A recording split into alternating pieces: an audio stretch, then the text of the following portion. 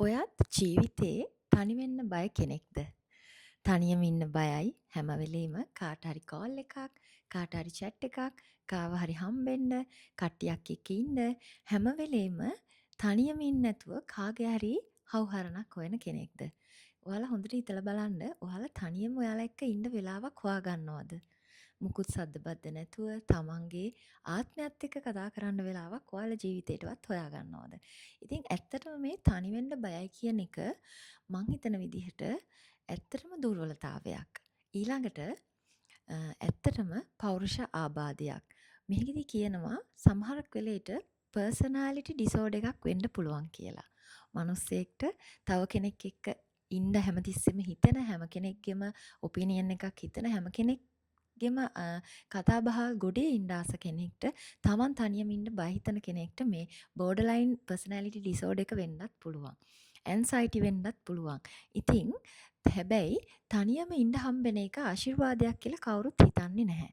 තමන්ට තනියම ඉන්න ලැබෙන එක ජීවිතේ ලැබෙන භාග්යක් කියලා හිතන්නෙත් නැහැ.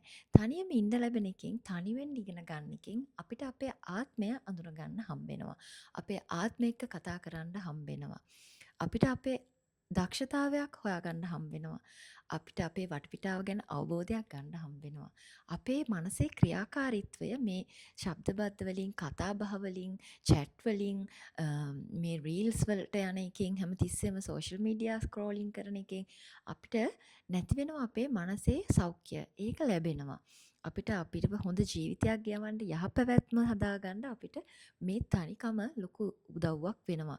ඔයාලා try කරලා බලන්න හැමතිස්සෙම කායෙක් හරීම ගැවසෙනව වෙනුවට හැමතිස්සෙම නිශ්ශබ්දව ඉන්නව වෙනුවට හැමතිස්සෙම තනි වෙන්න බය ඉන්නව වෙනුවට කායෙක් හරි ගැවසෙනව වෙනුවට චුට්ටක් තනි වෙලා බලන්න. තමන්ගේ ආත්මයට දැනෙන සාමය ගැන හිතලා බලන්න. ජීවිතේ මේ ලෝකේ තියෙන ලස්සන දේවල් දකින්න හම්බෙන ඇත්තටම මාර්ගයක් තමයි තනි වෙන්න ඉන්න එක. අද කාලේ තනි වෙන්න හරි අමාරුයි. තනි වෙන්න හිතන්න අමාරුයි.